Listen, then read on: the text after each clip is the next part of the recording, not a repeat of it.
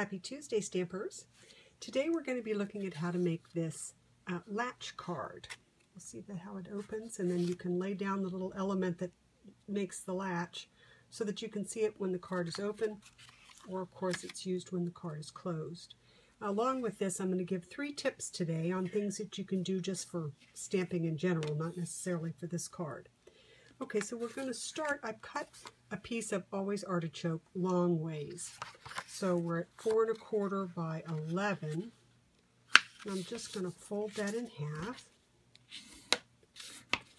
And then I just want to cut off an inch off of the top layer. You can actually cut this first, but I find it's easier for me if I fold it first and then just cut off the inch afterwards. Okay, like that. The next thing you would do is to take your Delightful Dijon, and I'm running it through the Big Shot already with my embossing folder. Now, if you look, the folder itself, makes a really pretty design, but I find it to be a little bland, for adding to the front of my card.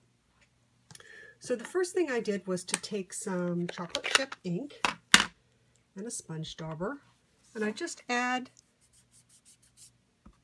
some ink along the trees. That one's a little dark. Just to give it a little bit of definition. As you can see, I think I did a better job on my original card, but that's okay for demonstration purposes. Okay, then you can also take another sponge and sponge some orange or whatever color ink here for the leaves, but I chose this time to use one of my markers. It's very easy, taking the wide end, to just run it over the elevated area where the leaves are. So that just gives you another way to decorate this without having to use the sponge this time. But the last thing I did, and the thing that's kind of cool, I don't know if you can see in this card where I've just got some glitter on the trees. So I took my gold Stampin' glitter, and I just put a little bit on the tree. You can see there, but I didn't want just a line of glitter, so then I just took a little brush and I brushed it. This thins it out, as well as still giving you a really cool little sheen. So you can see how that's going to turn out.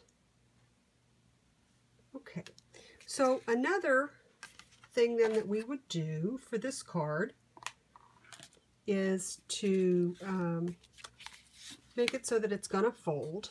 So you have, like I said, the little latch here, but you really want this piece here to fold down.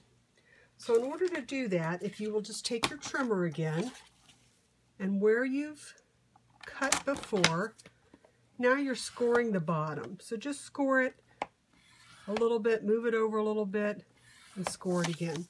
So I've got, see, 3 score lines there on the bottom, and that will help this piece to fold easier.